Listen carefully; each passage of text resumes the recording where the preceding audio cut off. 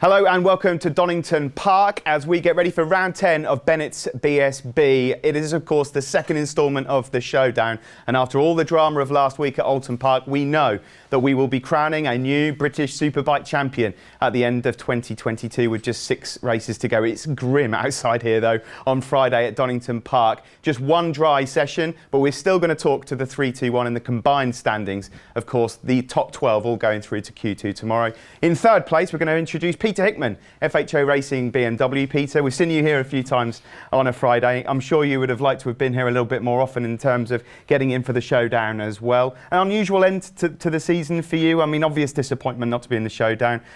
No one really went out earlier on in the second free practice session as well in the rain. How was this morning? Yeah, like you say, we should have been here every Friday really. It's not really been our year, but a little bit too little too late, but we're now fast again, which is good. The team's been working really, really hard. Since Neston, we've made a good step forwards in the pace. That's been proofs in the pudding. We've been right at the front since Neston really, and carried that into Donington Park, which has been strong, and now carried it into today as well. And the first session was a little bit of an unusual session. It was kind of dry, but not quite, and very, very cold. So the lap times were nowhere near where they should be, but we're still in the top 3, so that's good for us.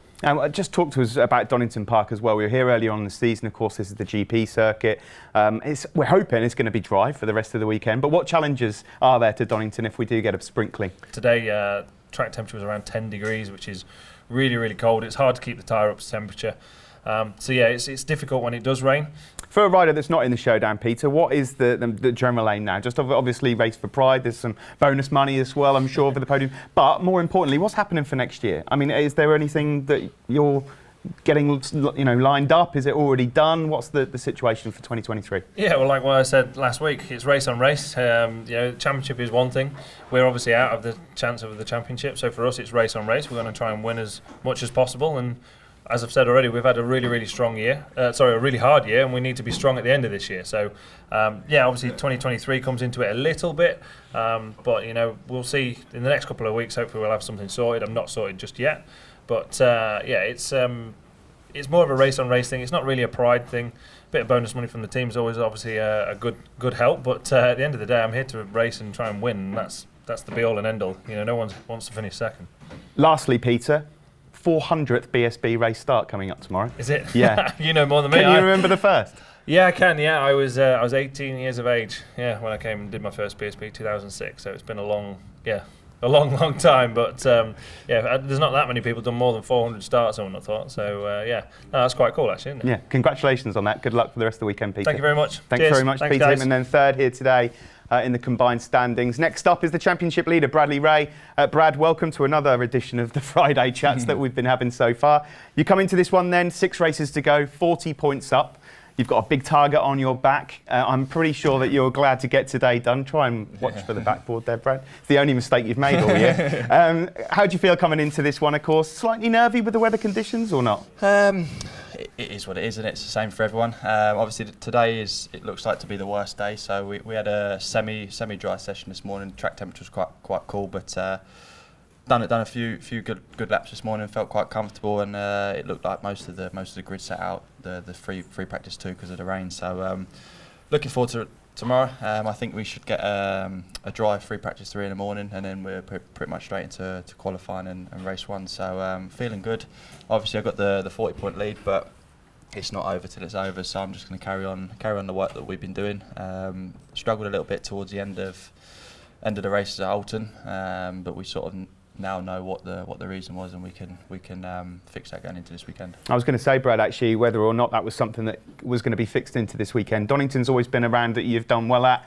You've had some good results at as well. I know that every single time we come out, you always say the game plan's exactly the same, but there must come a point where somewhere at some point in a race you'll be putting your thinking cap on, thinking, do you know what, maybe I need to settle, or is that still not something you're thinking about at the moment? Maybe heading into Brands, depending on how we go there, but this weekend I'll be exactly the same as I have been all year really. I'm not going to be winning a championship or fighting for the championship if I'm settling for anything less than a podium. So I need to just keep the game plan the same, keep trying to keep my rivals behind me as best I can, and just carrying the job we've been doing. And the outcome will be the outcome when we get to Brands. But I'm sure with how BSB is, I'm sure we'll definitely be going to Brands, fighting for the championship, and no doubt it'll probably be the last race of the year that will be the crown lifted.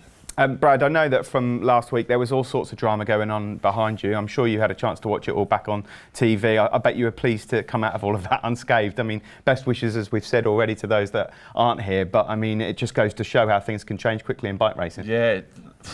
Yeah, absolute disaster for the McCams boys last weekend. But yeah, you just got to take every race and every weekend as it comes. You never know what's going to happen, so we just got to keep our head down, keep working the way we have, and see if we can extend the lead leaving this weekend, or if we do lose a few points, then let's try and stay in the lead of the championship heading to Brands. Good stuff. Well, good luck as ever, Brad. Cheers, coming mate. into this Thank you very weekend, much. second place in the combined standings after today. But in P1 at the end of day one, it's the man who's fourth overall in the Showdown coming here, Glenn Irwin. Glenn, congratulations on your time from earlier. You've come into this in a nice bit of form as well. A really solid weekend at Alton Park. You've got a fantastic record here at Donington as well.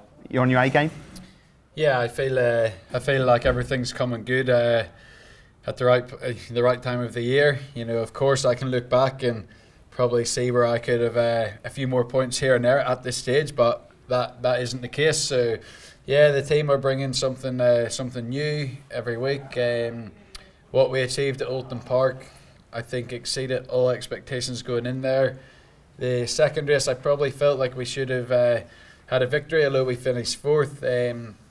A little problem with my bike that was actually caused by myself on the grid, just G'ing myself up, punching the old bike a bit, and broke a sensor in it. So, you know, even with that, we managed to lead that race at one stage and dip into the 33s. So it's the last race is really, uplift is probably the wrong word, because that's when people need lifted up. But we give ourselves something extra with what we achieved in the last race at Alton. The whole team are, there's sincere belief, in myself and in the team and the package. It's the best I've ever felt on a motorbike. That I've been racing for a long time, but I've never had a feeling like I have right now. Our package is, in my eyes, I don't want to say it was, at a time it was perhaps a little bit weaker, and understandably, because we were developing and stuff, whereas I don't see that anymore. And in your own head, it's nice going racing with full belief in your package, because it helps get the best out of myself and the whole team. So we can fight. Glenn, we can't call you a dark horse because we know what you're capable of on your day, but it has been a season that's been dominated by the Yamahas in large part, from Silverstone, of course, and a few other rounds as well. But that confidence boost at Alton has given you this outside chance at still becoming the British Superbike champion. But you're going to need a massive weekend here. I mean, you can't hold anything back, can you? No, not at all. It has been dominated, by the McCams and the OMG boys for a large part. But Snetterton, we didn't grab a victory, but in two races, one race we lapped consistently faster than the front two, and the last race, we were there the whole race as well. Brands Hatch, we grabbed the podium at a track that's not good for us. And Alton Park, nobody had a greater pace than us. We were again there. So, yeah, I don't like coming into a weekend. Something I've learned from Honda over the years, and that over-promise, under-deliver. You set yourself up for a fall, and with that, you have to prepare to take some flack. Whereas now, being realistic, if we want to win the title, which we do, we have to fight in every race. We need to beat Bradley in every race, and I really believe them race. If we're victorious over him, it needs to be for first position. It has to be 25 points, 51 points gap. It wasn't long ago in 2020 when we somehow managed to, on a brand new bike, have a gap like that at one point, and I seen how quickly it diminished and more so in 6 races. So there's 6 remaining.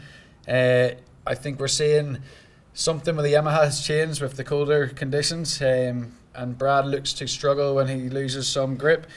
It's been nice to ride closer with him lately, because you start to understand, and not in a mind game way, but I think I understand how to get one over him as such. I can see where he's strong, and I can also see where we can capitalise. So anything can happen. He's been mega consistent, and hats off to him. but it's racing. Temperatures are getting cold. He pushes hard. You know, maybe I need 6 big races. You know, but if he has one bit of misfortune within them 6, you know, straight away it brings it down very realistic. So, yeah, I'm not sitting here thinking it's outside. It's a lot of hard work. But right now I feel in the form of my life, and I have a package that suits me great. Well, from a neutral perspective, we're certainly excited at how the weekend goes. Glenn, the very best of luck to you this weekend at Donington, and go easy on your bike on the grid, eh?